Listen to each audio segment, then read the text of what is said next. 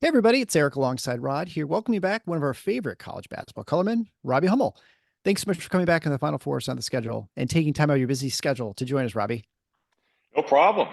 My schedule is not that busy in the summer, so it's in the winter it would be more of a challenge. In the summer, it is definitely not. But good to be back with both you guys. Yeah, well, it's I guess, sort of the same for us too, right? And it's that's why we can do these things, which is kind of nice. So before we begin, I want to pass along quick thanks to Al, who signed up to support the show on Substack for a year. We appreciate you, Al, and also to Michael Bosnick, who upgraded from the Draymond Green level to the Mateen Cleaves level on Patreon. If you'd like to support the show, head on over to tffinots.com/support to find the necessary links or find our awesome sponsors like Christian Brothers Automotive or Grand Rapids, who are offering $40 off on an oil change, tire rotations, and courtesy inspection if you mention hoops when you show up. Obviously, they can also handle any other your repair needs for your car. And finally, I'll be at Moneyball on July 11th if you want to stop by and say hello. All right, so Robbie, let's get into things. All right, as a Purdue alum, what was it like to see your team finally break through the Final Four, make it all the way to the title game, even though they came Yeah, up a little short? right. It was really cool. I was a little embarrassed because I got caught. I was doing the radio, and I actually cried, which I didn't think I would do. Like, even though there was a lot of, I guess, I don't external things, like the frustration of the teams that I played on not getting there. And I guess I do feel some guilt in some ways because I got hurt. I blew my knee out twice on two teams I think were definitely capable of getting there. Yeah, And then, like, you have the 2019 deal where, like, the game is almost over. If Ryan Klein makes a free throw, and Ryan Klein played incredible against Tennessee, played well against Virginia, but if he makes a foul shot, then Purdue goes to the Final Four in 19, but he misses, and Purdue fouls up three. They make the first, miss the second. Kihei Clark just whips a pass, and Diakite makes a floater. We lose in overtime in the Elite Eight. And then also, like, even going back to like 2000, Brian Cardinal was right there. They lose to Wisconsin, a team that yeah, I believe they beat twice in the regular season, and then losing the Elite Eight. Glenn Robinson's. There's just a lot of, like, pent up yeah. stuff, and I will blame Elliot Bloom, who's the Dobo, and Paul Lusk, who's an assistant coach, and Coach Lusk recruited me. Those two came over and, like, really softened me up, like softened the defenses, and came over to the table where I was at with Kevin Kugler, and then Coach Painter came over, and I was like, Jesus, dude, like, get it together, and I couldn't. So I was a little embarrassed by that.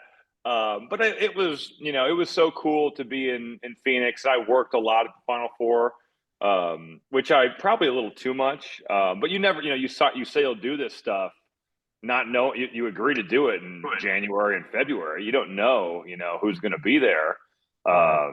So I worked a lot, but it was really cool to see how many Purdue people made the trip. And I guess, man, we hadn't been there since 1980, and we haven't been to a Rose Bowl since 2000. So yeah, I think that the years had passed, and everyone was saying, if we go, we're going. And it showed. I mean, Purdue had an incredible crowd in Phoenix. So I was happy for our fans. I was really happy for the players, especially with what they went through in losing to a 16 seed. That had to be an awful experience.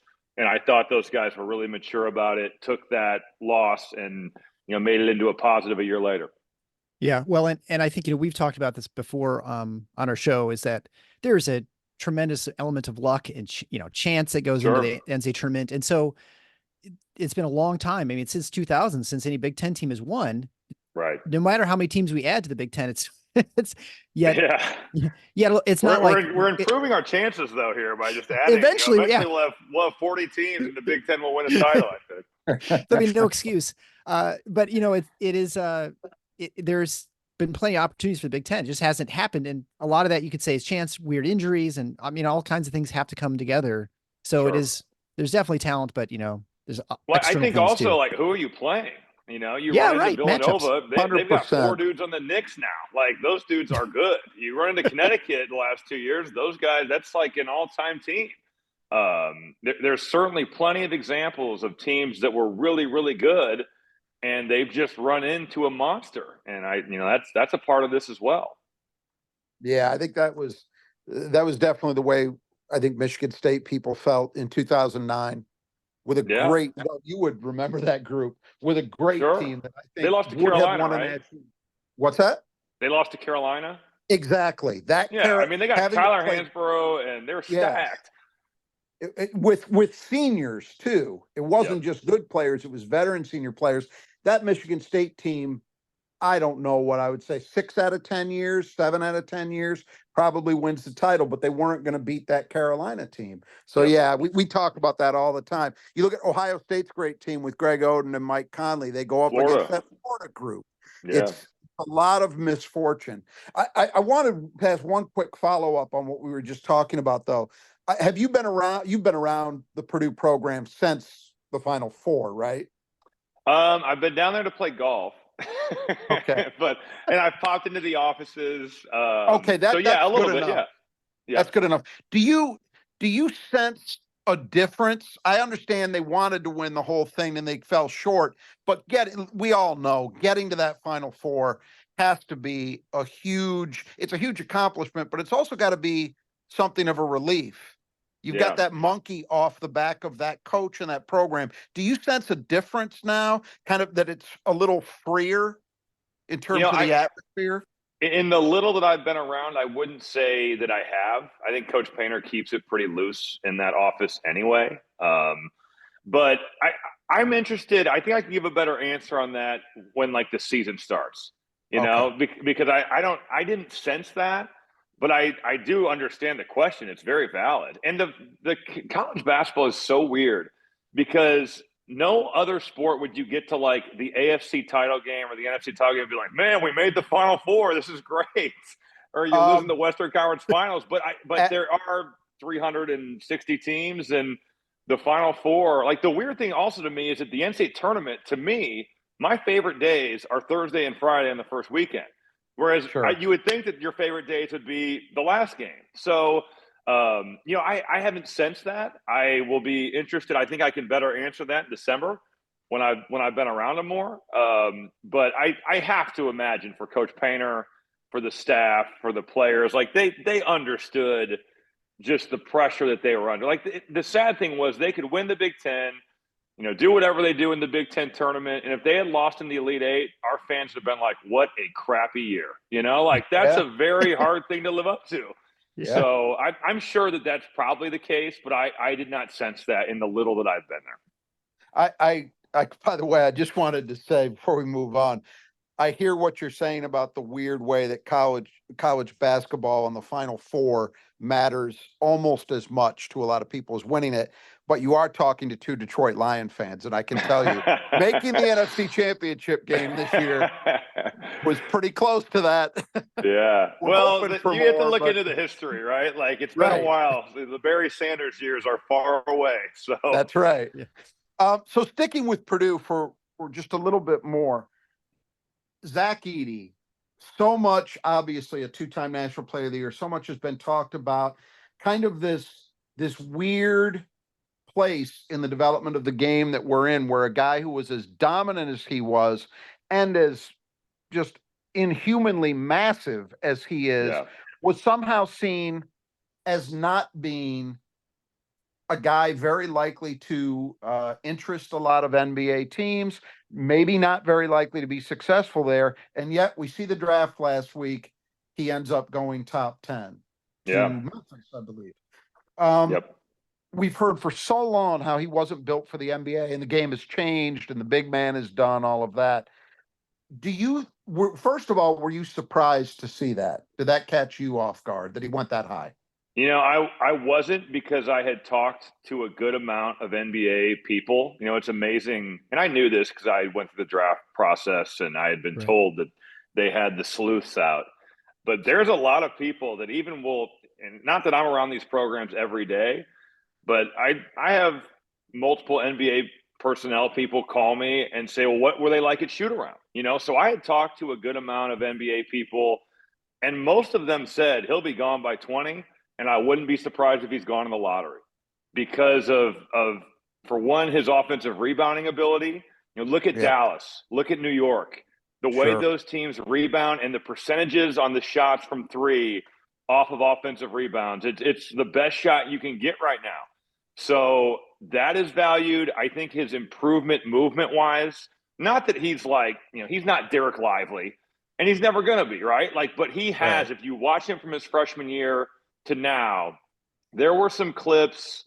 I did a show over at Big Ten Network on draft night, and I had pulled up a couple clips of him at least in the open floor, like running the floor. Braden Smith dumps it back, and he dunks. And he's 7'4". Like, I've played with, against, watched so many 7-foot dudes that hardly can move. And not that he's the greatest at changing ends, but I do think that he's improved there.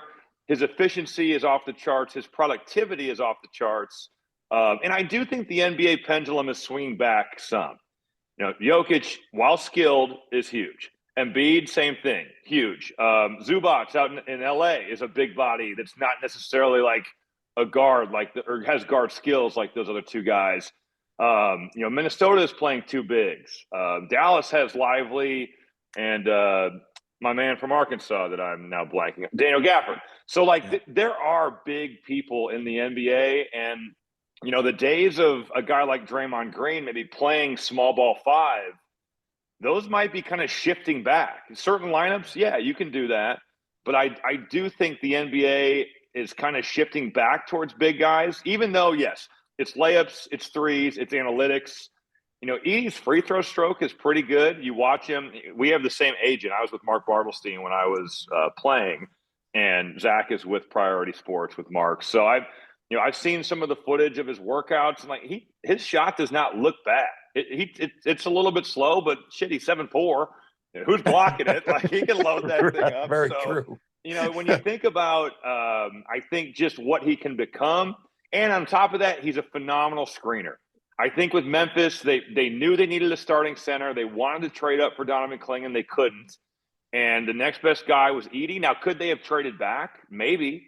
You know, I think that would probably be the biggest surprise, is maybe Memphis saying, well, we probably can get him at 15. Let's snake another asset out of here and try to trade back. Maybe they did try that, and they couldn't. But you think about Ja Morant coming off ball screen set by Zach Edey, who is just destroying defenders. And Edey showed this year that he's better in a role situation than what we had seen in prior years. So yeah, I think there's still concerns about him in an up-tempo game. If you're in the playoffs, you know, is he going to be hunted if he gets switched? Yeah, absolutely. And, you know, I think that's where lineup versatility, like Jaren Jackson can play the 4 or the 5. You know, they've got Brandon Clark. So maybe in certain playoff games he can't play. But he will screen. He will bring defenses in on the weak side. And I think with Memphis, you know, they've shown that with their other picks, they're trying to get shooting in there so that they can surround Morant and Edey rolling with guys that can make threes. Yeah, that all makes sense. So in your mind, my follow-up was going to be, but I think you've already answered it. You think the biggest thing that's changed in his game over the last couple of years would be he's shown at least some ability to move? Yeah, I think if you watch him his first year at Purdue versus this year, I mean, his conditioning is insane. The fact that he's playing like 40 minutes against Tennessee is totally bonkers to me. And again, I've played watched so many 7-foot guys that could never do that. And a ton of 7-foot guys that average like 2 and 1. And Zach in the tournament's averaging 30 and 15. You know, he's totally dominant. He's efficient in the post. He does have a counter going to his left hand, although he wants to get to his right jump hook. I do think, though, that the fact that he showed an ability to be much more mobile, even though he still has a ways to go, because you get out in space with dudes in the NBA like a Tyrese Maxey, or, I mean, good luck, you know, like you're on an island there, buddy. But he works hard, and we'll see what he can become. But how many bigs are there in the NBA who, if they get isolated on Maxey, are going to be able to guard him anyway? Not many. That dude is nice. So you live with the results. And I mean, even when you're in the NBA, I was only there for 2 years. But in my short time there was a game late in the season where we had just been decimated by injuries. So myself and Adrian Payne were the 2 guys that were playing the 4. We had like 7 guys. And I guarded Anthony Davis for like 38 minutes, and which you can imagine how that went. And I remember our coaches just being like, just contest his shots the best you can. Like, just don't give him layups. Don't give him angles. And not that I was by no means a good NBA defensive player, but I think that's got to be what Zach, don't get blown by. if he shoots, get a hand up, try to get a quality contest, as the best of your ability allows. And it was just hilarious because Anthony Davis is torching me. And they're like, oh, good D, Rob. Like, your hand was right there as he shot right over the top of you, Nice show. Yeah, right. Yeah, exactly. Yeah, well, speaking of course, Zach Edey, Clean the Glass. We also want to mention our great sponsor, the Squeegee Squad of Grand Rapids. They can clean your glass. So if you need your windows cleaned or even your house washed, check out the Squeegee Squad of Grand Rapids. You can find more details at the support page at our website. All right, so Michigan State podcast, we obviously have to ask about Michigan State. Top 5 projected preseason. What do you think what led to the underachievement last year from, I think, what most people anticipated from the Spartans? Yeah, I mean, I think AJ Hoggard's inconsistency. I think everyone assumed that he would take a step forward and be one of the better guards in the league, and he wasn't. There were flashes where it was like, okay, I see where AJ Hoggard is looked at like that, but then there was just too many games where he wasn't. I think Tyson Walker was banged up. He was terrific. Early in the year, you'd be like, this dude's playing like an All-American. And I think as the injuries kind of piled up on him, that snowballed, I would say. And he's not the biggest guy anyway. Like, you see Tyson Walker, and he's not one of those guards that's going to wow you with his size and physicality. He's really skinny. He's not the biggest dude. He's a gamer. He's a shot maker. But I thought the injuries hurt him. Jay Nakins, just his development, I think he didn't take the step forward that everyone was hoping for. Malik Hall I'm literally just going down the list. I haven't even gotten to the centers yet. Malik Hall, the Northwestern game, no points, 2 shots. Like, dude, you're a senior and you're good. Like, the thing about taking 2 shots to me is you haven't even determined to yourself if you're having a good or bad night. If you're 0 for 2, you haven't given yourself a chance, and you have the green light. And I've seen you have games where I'm like, man, Malik Hall is dominating. So, I just think his night-to-night inconsistencies, although he was better, I felt like at the end of the year. And then the center spot that, I know all Michigan State fans have talked about that, the, Kohler's injury and Sissoko. It just, you could go across the board. And it just, for a team that had a lot of experience, there just were too many guys that weren't what they were supposed to be. Yeah. Yeah. I think we'd agree. Yeah, that's exactly, Ben. Our feeling all year, or from the start of the season, focused on the guard play first. And I think that would be our conclusion as well. Turning to this coming season, we've got these 4, the West Coast division coming into the league. What do you think the impact will be on Big Ten basketball? And I want to first zero in on something very specific. Do you think those schools are operating at a kind of disadvantage due to travel that will be meaningful, or do you think that's kind of a non-factor? So we'll start with that. From a football perspective, no, because they're going out there for, like, you go out on Thursday or you come out east on Thursday, you acclimate Friday, you play Saturday. Basketball, I think some. I think still the good teams will find a way to overcome. But, I think I want to say I heard one of the coaches say that the teams that have been the original Big Ten members go west once and will play like, they'll get like Oregon and Washington or the LA schools.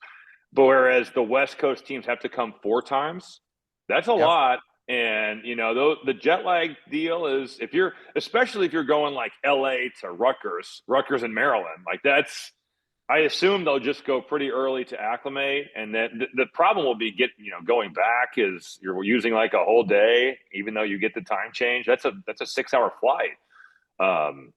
So, I do think that there is a competitive advantage slightly to the teams that have been in the Big Ten Conference. But it's not going to be something where, will there be games where the schedule maybe gets you beat? Yeah.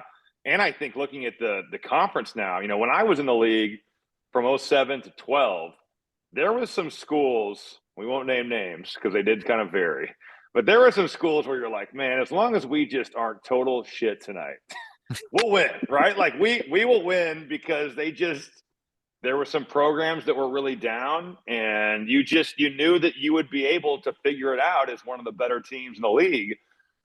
Now I think, I had to You look at Minnesota, I guess that they're one of the teams that you look at the bottom just because they lost everybody.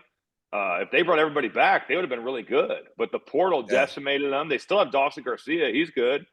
USC, who knows what they look like? Eric Musselman has 11 new guys. Yeah. How do you even know what they look like? You can't. They might be good. They might be awful. Washington, kind of the same thing. So I look at the talent though, the transfers that USC and Washington bring in, and it's like, man, they brought in dudes that have been productive. So depending on how those pieces fit, there's a lot of talent, and it is going to be a grind to get through this conference. That's for sure. Yeah. Well, I guess, a follow-up that, of course, is who do you think is going to win it all? Because now Rod will give us his prediction where he's pretty accurate. I think, he'll rank the teams 1 through 18. How'd you last year, Rod? Not so good. It was an off year for Rod. Let me tell you. Everybody has those. But I think it's everybody now. I mean, how can you look at this league and have any idea what's likely to happen? You can't. It's impossible, honestly. I mean, like Illinois could be really good. They could also be a team that has the chemistry of the Matthew Meyer year, and they could suck. Who knows? I think Indiana will be pretty good. UCLA should be good. Purdue has a lot of guys back. Who knows what Michigan looks like? Who knows what Rutgers looks like? They got 2 uber talented freshmen, but how are those guys going to be around them? Who's their center? There's questions on every team. I had to do this thing for Fox. They always ask, I think, a good amount of the analysts to just rank the teams and talk about them. And I was like, this is so pointless. We did it, but it was like, until we start watching some of these games, who really knows what they'll look like? Yeah, I feel you won't even really know till January what these teams are going to be because they haven't played together for, at all. So, yeah. Well, let's zero in on, obviously you mentioned Eric Musselman at USC, who's going to be a new coach, and Washington has a new coach in Sprinkle as well. But I wanted to focus on the traditional Big Ten and 2 new coaches, one kind of new, I guess. First, Dusty May at Michigan. Do you have any thoughts on that hire? Were you impressed by it? You think he's going to succeed? Yeah, I liked it just because I was impressed that Michigan was able to snag him. Indiana had, not that Indiana moved on from Mike Woodson, but him being a former manager at Indiana, I think that there was a lot of people in that fan base that felt like he was like, well, we can always go get Dusty May. He's coming off this Final Four run at Florida Atlantic. It seemed like Ohio State was after him. There was some big programs that wanted him, and Michigan came away with them. I think he's a good coach. I think offensively they run some good stuff. Certainly bringing Golden with him. Golden's a quality big. And then, interestingly enough, for Juwan Howard, the portal seemed like there was a level of impossibility to get kids into school. But now you're like, well, Roddy Gale's coming and Danny Wolf. Now, granted, Danny Wolf's coming from Yale, so I assume he's got good grades. Golden comes from FAU, Reuben Jones, Sam Walters at Alabama. So it's not like they got a bunch of dudes. Trey Donaldson at Auburn. There's some good schools in there. And granted, you could get great grades at a school that's not looked at as a Yale or a Northwestern or one of the better academic institutions in the country. But I'm not sure if Michigan said we will ease this. It just seems weird because it was like there's so many guys, whether that's Terrence Shannon or Caleb Love, who apparently were going to Michigan until they were denied admission to the school. For all of a sudden, they're getting in. So their team is totally different. They could be really good. They could be a team that really struggles. I think Burnett's back, Cheddar's back. Certainly their guards, Roddy Gale and Trey Donaldson, will have to play really well. Those 2 guys are going to have to be dudes that play, I would say, above the level of what we saw at Auburn and Ohio State. And Roddy Gale showed flashes. He had some moments where you're like, man, he could be good, but he also has moments where you're like, he's inefficient. He turns the ball over. He makes bad decisions. So I like the Dusty May hire. I think the personnel, he did a great job of going out and getting guys that people wanted and have been productive. But, they're one of those teams, man. Who knows? Who knows what they're going to look like? You mentioned Roddy Gale coming over from Ohio State. So that's the other guy I wanted to get your thoughts on. Ohio State opting to take the interim tag off Jake Diebler and give him the full-time job when, you know, supposedly, and I don't find it hard to believe, there was interest from a lot of prominent guys, even some who already had other high major jobs. Yeah, Were you I believe that. surprised? Were you surprised that Ohio State opted to go that route? Even A with the little bit, success they yeah. had? Sure, a little bit. Before we get to that, I will say, finishing up on Roddy Gale, can you imagine, I guess in my situation, just being like, you know what, I'm going to Indiana. Or like Yeah. Draymond Green Right. being like, you know what, I'm just going to go to Michigan. Like, Yep. I would never. And, you know, I would just, I can't fathom doing that as a player and being like, who cares? You know, and granted, Michigan Ohio State is a weird rivalry to me because And on basketball, while yeah. I like college football, I don't like live and breathe it. It is like the craziest rivalry in football, and it is nothing else in the other sports, at least Right, yeah. basketball. And it seems like in other sports either, where, you know, whereas Purdue, Indiana, Michigan State, like it is across the spectrum a rivalry, you know. So that 100%. there is some Michigan weirdness to alums- that. Michigan alums will try to convince you otherwise when they're trying to tweak us. That no, Ohio State's our real rival. And No, they're not. Only in one sport. bullshit. Only in one Yeah, sport. it's Yeah, bullshit. only in one sport. So that is weird. As for Jake Diebler, I thought he did a terrific job of just getting those guys to be cohesive and play hard and stay together. Because when Chris Holtmann got fired, that, you know, I'm sure it had to be like portal central, right? Like that's what you would imagine when a coach does that. I would assume that all those dudes are thinking, well, I'm leaving, you know, like, Yeah. And he got them to stay in the present, compete. They beat some really good people. They made that run in the Big Ten tournament. They played really, really hard. So I did think like, hey, if Jake gets this job, he's earned, I think, the opportunity to interview and even be highly considered for it.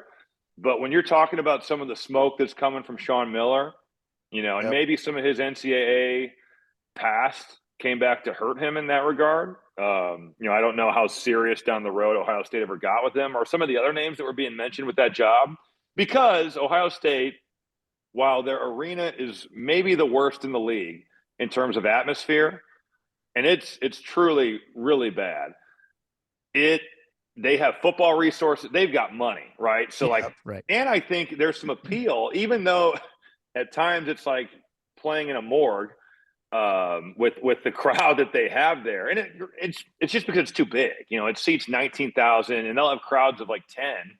So it's half empty.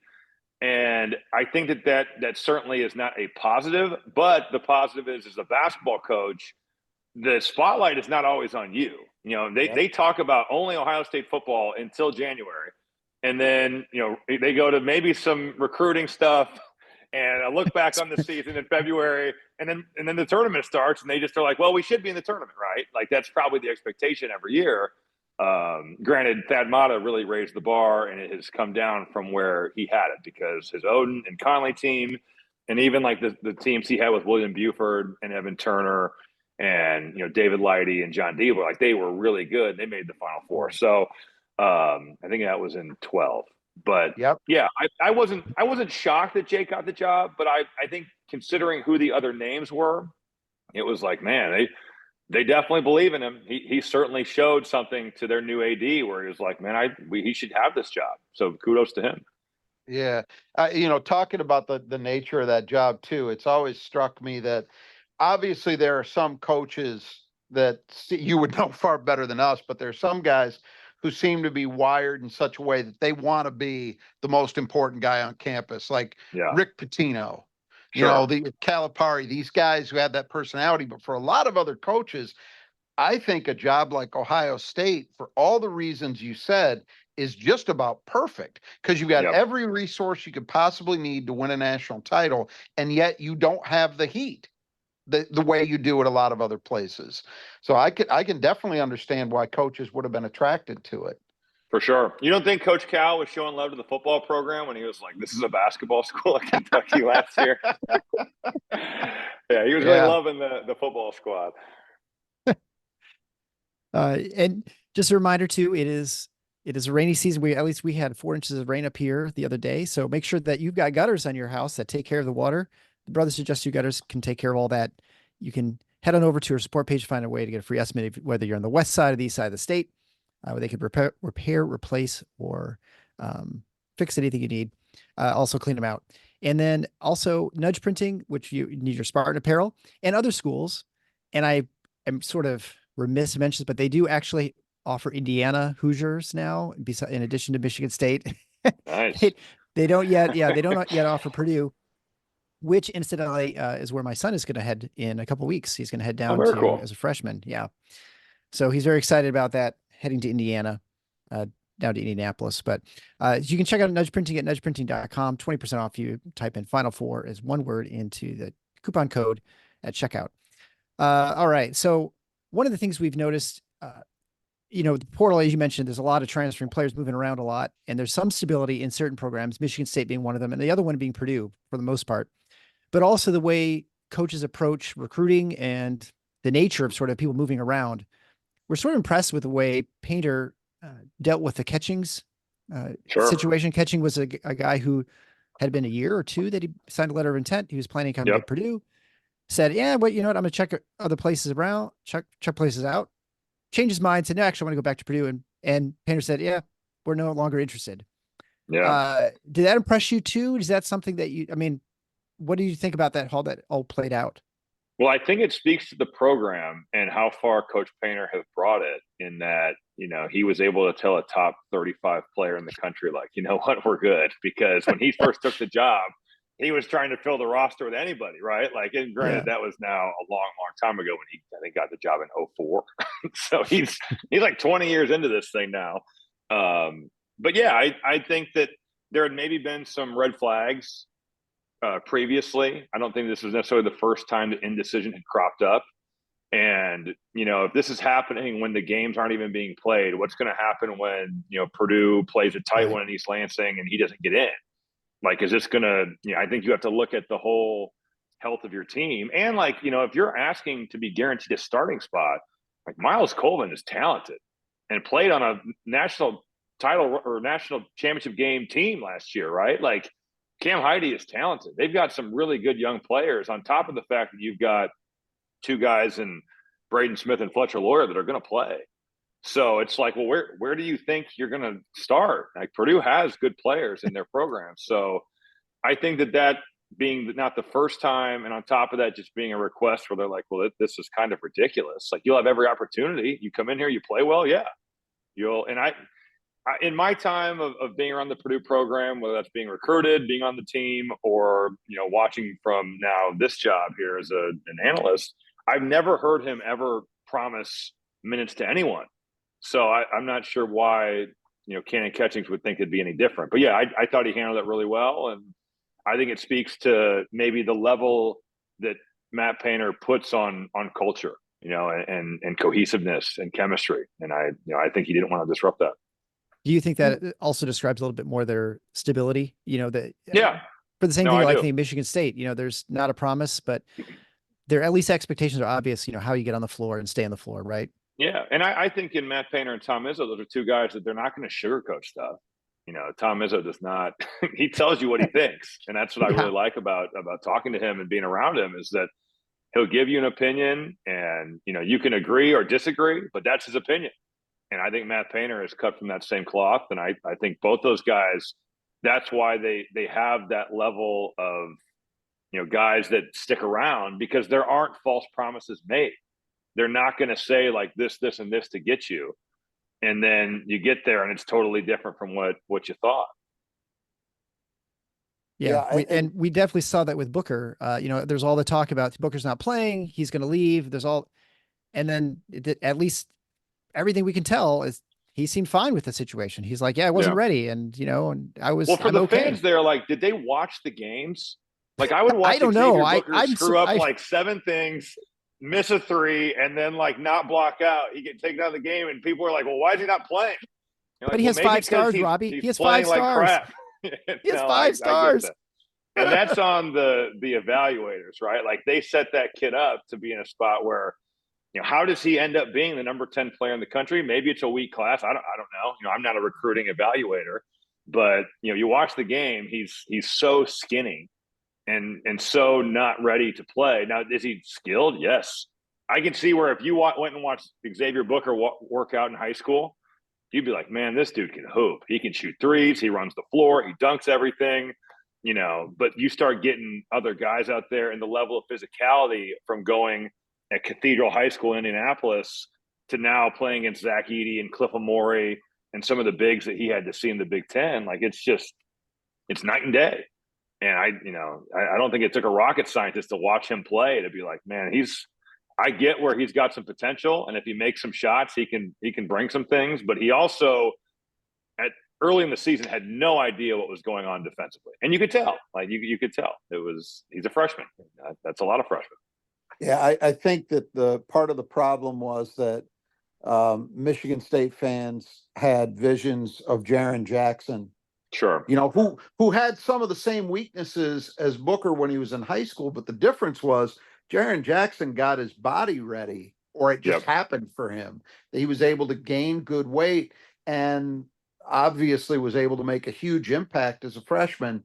I think that was part of the problem too, in terms of the expectations. There were a lot of surface level parallels that people saw, but I wanted to talk a little bit more about him as well, about Booker. You mentioned how skinny he was. He's apparently, according to MSU's strength coach, who was on a radio show within the last few weeks, he's gained, I think, 25 to 30 pounds since the offseason. And it looks like good weight from what we can see, because their pro-am has started. So there's video footage of him. It doesn't look bad. There's a lot of talk around coming out of the program that he's gaining in confidence. I think we did, in the latter stages of last season, start to see some strides in some of the areas you were talking about that were lacking early, like defensive awareness, understanding their principles and how to execute defensively, all of that. I realize this is a tough question because you probably haven't seen him, but just knowing what you know, would it be surprising to you to see him as one of the most improved players in the league this year and a guy who really makes an impact? No, I don't think so, because he has a skill set, and if he is more physical, and now I will preface that with, it's one thing to get stronger in the weight room. It's another thing to be functionally strong on the floor and use that your new gained strength to be physical. I think that's going to be his challenge. Like, it's one thing to look the part. You pass the airport test by looking like a player, but if you're still going out there and tiptoeing around contact in this conference, that will be a struggle. So I look forward to seeing what he looks like with that. Maybe this newfound confidence and body gives him that. There's no doubt he can shoot a three. I think he's got a right jump hook. He needs to be more physical even with that. I did a game, I think it was Indiana State back in late December, which kudos to Coach Izzo for playing those dudes because they were tough. And I want to say Xavier Booker made a post move on the big kid, and he went to this right jump hook and shot it from like 14 feet, and he made it.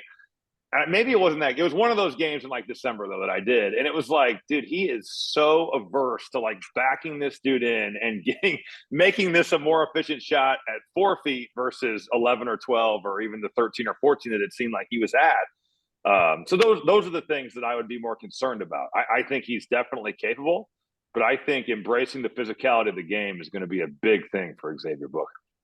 So mentality as much as anything else. Yeah, I think so. All right. Well, I think we'll wrap up there. In respect for your time, Robbie, thank you so much for coming on the show. And I feel like every time we do a show now, you're in my ear. It's like I'm talking to you, like, trying to give you the pregame or a post, find out what your thoughts are. We'll have to try. That's sure good doing games. So anyway, thanks for coming on the show. And until next time, the Final Four is on schedule. Go Green.